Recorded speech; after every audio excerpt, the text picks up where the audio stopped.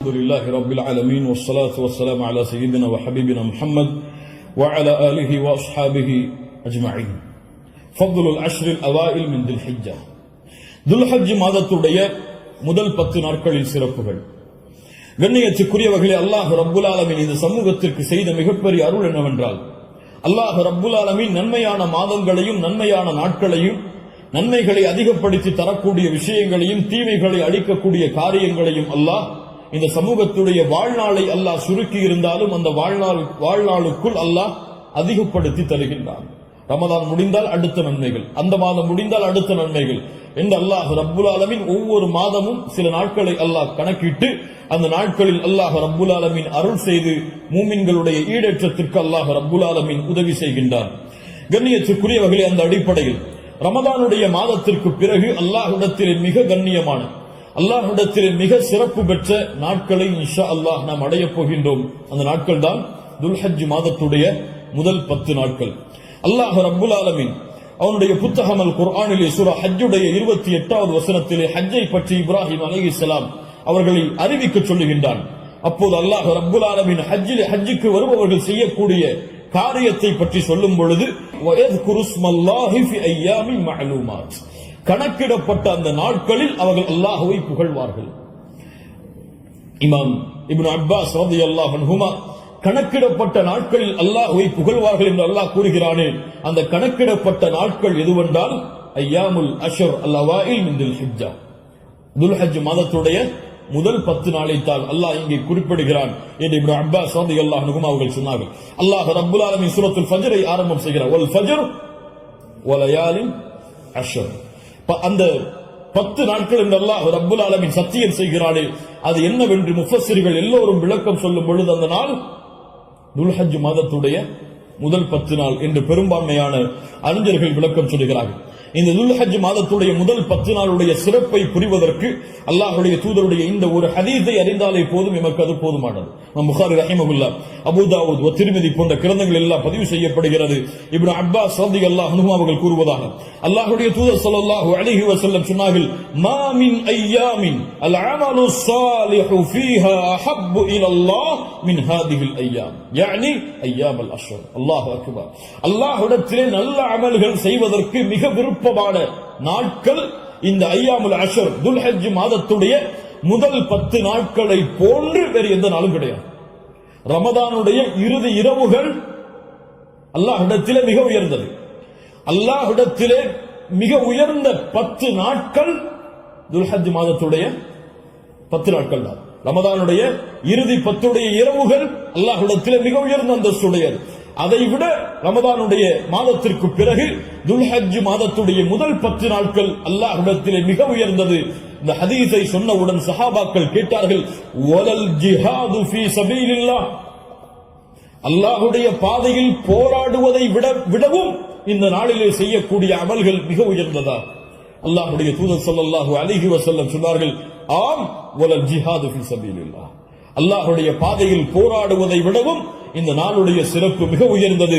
ஆனால் இல்லா ரஜுலுன் خرج بنفسه وماله فلم يرجع من ذلك بشيء, 2 அமல்களை தவிர அல்லாஹ்வுடைய பாதையில் ஒருவன் போராடுகிறான், அந்த போராட்டத்தில் தன்னுடைய செல்வம் அனைத்தையும் அளிக்கிறான், தன்னையும் அழித்துக் கொள்கிறான், இந்த 2 அமல்களை தவிர. இந்த 2 அமல்களுக்கு எதுவும் ஈடாகாது. இந்த 2ஐ தவிர மற்ற இருக்கக்கூடிய அனைத்து அமல்களை விடவும் இந்த துல்ஹஜ் மாதத்துடைய முதல் 10 செய்யக்கூடிய அமல்களுடைய அந்தஸ்து உயர்ந்தது என்று அல்லாஹ்வுடைய தூதர் முஹம்மது ரசூலுல்லாஹ் ஸல்லல்லாஹு அலைஹி வஸல்லம் சொன்னார்கள். ஏன் நம் ஹாஃபிஸ் இப்னு ஹஜர் அல் அஸ்கலானி ரஹிமஹுல்லாஹ் அவர்கள் சொன்னார்கள், ஏன் இந்த 10 நாட்கள் சிறந்தது? அல்லாஹ் ரப்புல் ஆலமீன் அமல்களுடைய தாய்களை எல்லாம் இந்த நாட்களில் வைத்திருக்கிறான். வேறு எந்த நாட்களிலும் செய்ய முடியாத அமல்களை அல்லாஹ் இந்த நாளிலே வைத்திருக்கிறான். ஏன்? இந்த நாளில், இந்த 10 நாட்களில் அல்லாஹ்வை தொழலாம், இந்த 10 நாட்களில் அல்லாஹ்விற்கு நோன்பு இருக்கலாம், இந்த 10 நாட்களில் சதகா செய்யலாம், இந்த 10 நாளில் அல்லாஹ்விற்கு அறுத்து பலியிடலாம், இந்த 10 நாளில் வேறு எந்த நாளிலும் செய்ய முடியாத ஹஜ்ஜை நிறைவேற்றலாம்.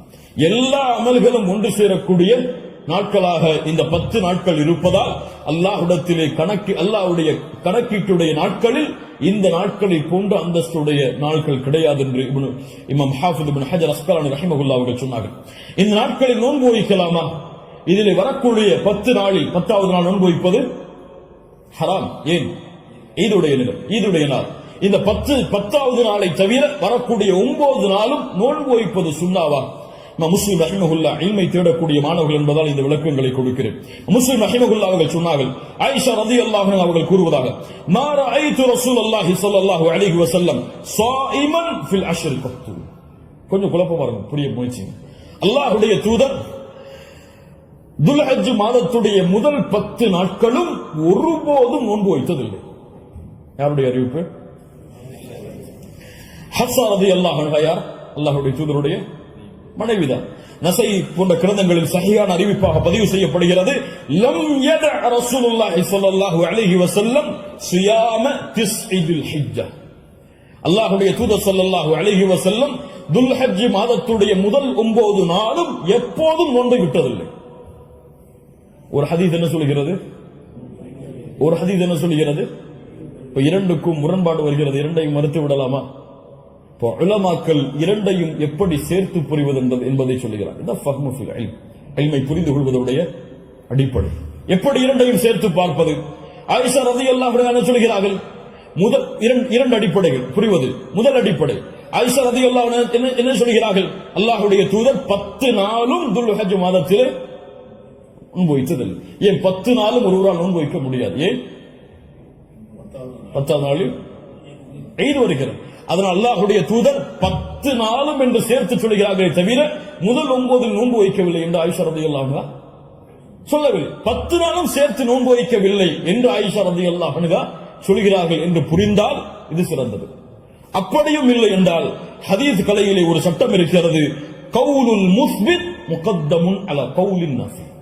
மறுக்கக்கூடியவருடைய சொல்லை விட உறுதிப்படுத்தக்கூடியவருடைய சொல்லுக்கு பலம் அதிகம்.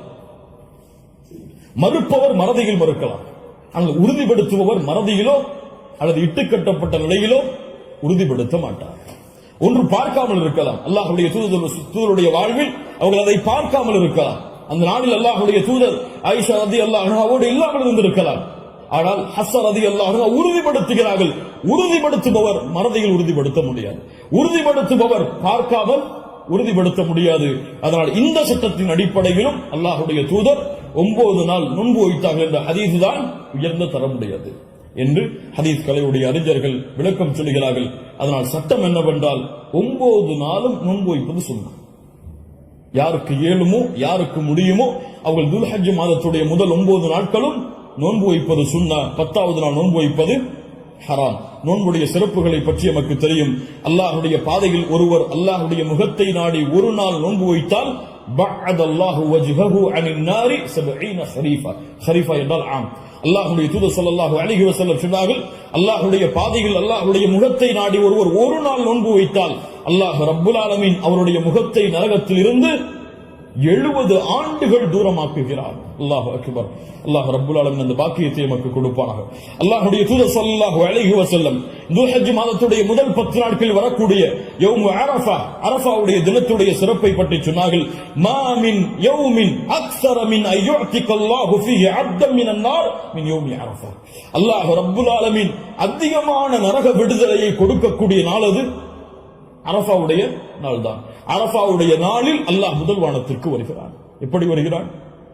ஏன் வருவான் தெரியாது. அல்லாஹ் வருவான், அல்லாஹ் வருவான். அவன் விரும்புகின்ற முறையில் அல்லாஹ் வருவான். என்ன செய்வான்? கேட்பான், மா இவர்கள் எதை விரும்புகிறார்கள்? மா அராத ஹாஉலா, இவர்கள் எதை விரும்புகிறார்கள்? வேறொரு ஹதீஸிலே அல்லாஹ் ரப்புல் ஆலமீன் அங்கே கூடியிருக்கக்கூடிய எல்லோருக்கும் அல்லாஹ் மன்னிப்பை வழங்குவான். அல்லாஹ் ரப்புல் ஆலமீன் அப்படிப்பட்ட மன்னிப்பாளர்களாக ஹஜ் செய்த நம்முடைய முஸ்லிம்களையும் மூமின்களையும் அல்லாஹ் ஆக்குவானாக.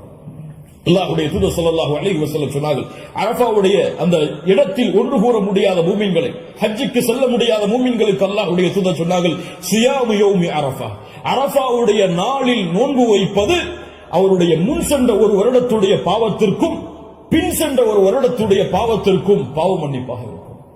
அல்லாஹ் அக்பர். முன் சென்ற வருடத்துடைய ஒரு வருட பாவம், பின் சென்ற வருடத்துடைய ஒரு வருட பாவத்திற்கு மன்னிப்பாக அமையும் என்று அல்லாஹ்வுடைய தூதர் ஸல்லல்லாஹு அலைஹி வஸல்லம் சொன்னார்கள். அல்லாஹ்வுடைய தூதர் ஸல்லல்லாஹு அலைஹி வஸல்லம் சொன்னார்கள், அஃதலு துஆ துஆஉ யௌமி அரஃபா. துஆக்களில் மிக சிறந்தது அரஃபாவுடைய தினத்தில் கேட்கப்படும் துஆவாகும். அல்லாஹ்வுடைய தூதர் ஸல்லல்லாஹு அலைஹி வஸல்லம் சொல்லிவிட்டு சொன்னார்கள், நானும் எனக்கு முன்னால் சென்ற நபிமார்களும் கூறிய வார்த்தைகளில் மிக சிறந்தது எது? லா இலாஹா இல்லல்லாஹ் வஹ்தஹு லா ஷரீக லஹ். லா இலாஹா இல்லல்லாஹ் வஹ்தஹு லா ஷரீக லஹ். இதுதான் மிகச் சிறந்தது அரஃபாவுடைய தினத்தில் கேட்கப்படக்கூடிய துஆ. கண்ணியத்துக்குரியவர்களே, இந்த 10 நாட்களில் அதிகமான அமல் செய்யக்கூடிய மூமின்களாக இருப்போம். இந்த 10 நாளை எப்படி கண்ணியப்படுத்த வேண்டுமோ அந்த கண்ணியப்படுத்தினால் அல்லாஹ் ரப்புல் ஆலமீன் இந்த நாட்களுக்குரிய கூலியை எமக்கு கொடுப்பான். இறுதியாக சுருக்கமாக 5 நிமிஷம் உதுஹியாவுடைய ஒரு சிறிய சட்டத்தை மட்டும் கூறிவிட்டு இந்த 10 நாட்களில் அடங்கி இருக்கக்கூடிய இந்த உதுஹியா என்ற கடமையுடைய ஒரு சிறிய சட்டம் என்னவென்றால், அல்லாஹ் ரப்புல் ஆலமீன் உதுஹியா என்றால் அல்லாஹுடைய பெயரை கொண்டு அல்லாஹுடைய முகத்தை நாடி ஒட்டகத்தையோ மாட்டையோ ஆட்டையோ யௌமுல் ஈத் அன்று அல்லது அய்யாமுத் தஷ்ரீக் அதற்கு தொடர்ந்து வரக்கூடிய 11, 12, 13 இந்த நாட்களில் அல்லாஹ்வை நெருங்குவதற்காக இந்த 3 விலங்கினங்களையும் அறுத்து பலியிடுதல் தான் உதுஹியா. அல்லாஹ் ரப்புல் ஆலமீன் கூறுகிறான், இன்னா அத்தய்னாக அல் கௌசர். அல்லாஹ் ரப்புல் ஆலமீன் நபியே கௌசர் என்ற தடாகத்தை உமக்கு வழங்குகிறான். அதனால் ஃபஸல்லி லிரப்பிக வன்ஹர், அல்லாஹ்வை தொழு, அல்லாஹ்விற்கு அறுத்து பலியிடுங்கள். வன்ஹர் வஸ்பா, அல்லாஹ்விற்கு அறுத்து பலியிடுங்கள் என்று அல்லாஹ் ரப்புல் ஆலமீன் கட்டளையிடுகிறான். இந்த உதுஹியாவுடைய விஷயத்தில் உலமாக்கள் மத்தியிலே கருத்து வேறுபாடு இருக்கிறது. சில உலமாக்கள் சொல்கிறார்கள், உதுஹியா என்பது வாஜிப், அதை விட்டால் பாவம். உதுஹியா வாஜிப், அதை விட்டால் பாவம். ஆனால் ஜும்ஹூர் அஹ்லுல் இல்ம் உலமாக்களுடைய ஒட்டுமொத்த கூட்டத்துடைய கருத்து என்னவென்றால், பெரும்பான்மையான உலமாக்களுடைய கூட்டத்துடைய கருத்து என்னவென்றால், உதுஹியா சுன்னah, விட்டால் மக்ரூஹ், விட்டால் வெறுக்கத்தக்கது. அல்லாஹ்வுடைய தூதர் தங்களுடைய இறுதி 10 ஆண்டுகளில் ஒருபோதும் உதுஹியாவை தாங்கள் கரத்தால் அறுப்பதை விடவில்லை. இது சுன்னah, ஆனால் விட்டால் பெரும்பாவம் கிடையாது, வெறுக்கத்தக்கது. கண்ணியத்துக்குரியவர்களை யாருக்கு அல்லாஹ் வசதி செய்திருக்கிறானோ அவர்கள் எவ்வளவு விலங்கு அந்த ஆடுகளையோ மாடுகளையோ ஒட்டகங்களையோ அறுத்து பலியிட முடியுமோ அவர்கள் அறுத்து பலியிடலாம். ஒருவருக்கு ஒரு ஆடுதான். ஒரு மாட்டை ஒருவர் முழுவதாக அறுப்பதற்கு அவருக்கு செல்வம் இருந்தால், வசதி இருந்தால் அறுக்கலாம். அல்லது அந்த மாட்டை 7 பேர் பங்கு கொள்ளலாம். ஒட்டகமாக இருந்தால் அவர்களும் அதில் 7 பேர் பங்கு கொள்ளலாம். இப்படி ஒரு ஆட்டை ஒருவர், மாடை 7 பங்காக வைக்கலாம், ஒட்டகத்தை 7 பங்காக வைக்கலாம். அல்லது ஒட்டகம் முழுவதையும் ஒருவர் கொடுக்கலாம், மாடு முழுவதையும் ஒருவர் கொடுக்கலாம். 2 ஆடுகள் 3 ஆடுகள் என்று ஏழைகளுடைய கஷ்டங்களை நீக்க அல்லாஹ்வுடைய முகத்தை நாடுபவர்கள் எவ்வளவு அல்லாஹ் அவர்களுக்கு செல்வத்தை விசாலப்படுத்தி இருக்கிறாரோ அவ்வளவு அவர்களும் விசாலப்படுத்தலாம். அந்த விலங்கினங்களுடைய சட்டம் என்ன? ஆடாக இருந்தால் 1 வருடம் பூர்த்தியாக இருக்க வேண்டும், 2வது வருடத்தில் நுழைந்திருக்க வேண்டும்.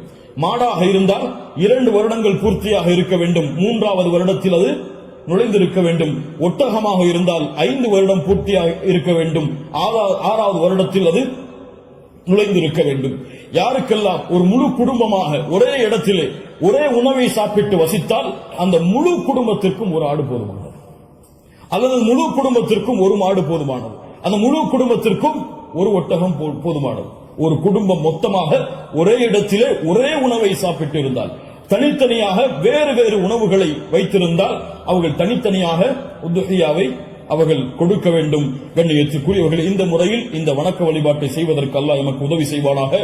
லை யனாலல்லாஹு லுஹுமுஹா வலா திமாஉஹா, இதனுடைய மாமிசங்களோ இரத்தங்களோ அல்லாஹ்வை சென்றடைவதல்ல. வலாக்கின் யனாலுஹு தக்வா மின்கும், உங்களுடைய உள்ளத்தில் இருக்கக்கூடிய தக்குவாதான் அல்லாஹ்விடத்திலே சென்றடைகிறது.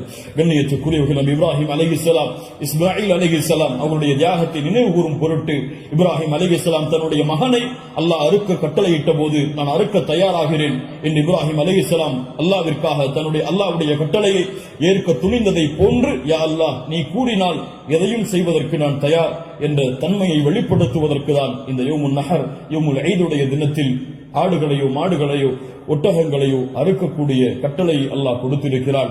இது ஒரு சடங்காகவோ சம்பிரதாயமாகவோ இல்லாமல் அல்லாஹ்விற்காக செய்யப்படக்கூடிய வணக்க வழிபாடாக எண்ணி இன்று நியத்து வையுங்கள். அல்லாஹ் எனக்கு கொடுத்த செல்வத்தின் அடிப்படையில் இன்ஷா அல்லாஹ் இதை நான் விசாலப்படுத்துவேன். என்னால் எவ்வளவு முடியுமோ அவ்வளவு அல்லாஹ்வுடைய பாதையில் அறுத்து பலியிட்டு ஏழைகளுக்கும் நானும் அதிலிருந்து உண்பேன். கண்ணியத்துக்குரியவர்களை, சிறந்தது என்னவென்றால் நாம் வாழக்கூடிய இடங்களில் அறுத்து பலியிடுதல் தான் சிறந்தது. நாம் வாழாத ஊர்களில் அறுத்து பலியிடுதல் சிறந்தது கிடையாது, உலமாக்களுடைய குர்ஆன் சுன்னாவுடைய ஆதாரங்களின் அடிப்படையில். அதனால் நாம் அறுத்து முழுவதுமாக நாம எடுத்துக்கொள்ளலாம், அல்லது ஏழைகளுக்கு முழுவதுமாக கொடுக்கலாம், உறவினர்களுக்கு முழுவதுமாக கொடுக்கலாம். இதிலே ஹதீஸ் அடிப்படையில் தெளிவான ஆதாரங்கள் எவ்வளவு பங்குகளை வைக்க வேண்டும் என்பதற்கு கிடையாது. ஆனால் 3 பங்காக வைத்து கொடுக்கப்பட வேண்டும் என்பது ஹதீஸ் கலையிலே ஹதீஸிலிருந்து இஜ்திஹாத் அதை ஆய்வு செய்து முடிவெடுத்த உலமாக்கள் இப்னு கையிம் போன்றவர்கள் 3 பங்காக அதை வைத்து பங்கிட வேண்டும் என்று விளக்கம் சொல்கிறார்கள். இன்ஷா அல்லாஹ் அதுவும் சிறந்ததுதான். ஒரு பங்கு எமக்கு, இன்னொரு பங்கு உறவினர்களுக்கு, இன்னொரு பங்கு ஏழைகளுக்கும் கொடுத்து உதவலாம். அல்லது பங்குகள் முழுவதுமாக ஏழைகளுக்கும் கொடுக்கலாம், அதிலிருந்து நாமும் முழுவதுமாக சாப்பிடலாம். இதில் எந்த தவறும் கிடையாது. அல்லாஹ் ரப்புல் ஆலமீன் இன்னும் விளக்கங்கள் உங்களுக்கு தேவை இருந்தால் உலமாக்களை அணுகி அதை கேட்டுக்கொள்ளுங்கள். அல்லாஹ் ரப்புல் ஆலமீன் இந்த இறுதி 10 நாட்களை கண்ணியப்படுத்தக்கூடிய இந்த இறுதி 10 நாட்களில் அதிகமான அமல்களை செய்து அல்லாஹ்வுடைய பொருத்தத்தை பெறக்கூடிய நன்மக்களாக அல்லாஹ் ரப்புல் ஆலமீன் என்னையும் உங்களையும் ஆக்கி அருள்புரிவானாக. அஸ்ஸலாமு அலைக்கும் வரஹ்மத்துல்லாஹி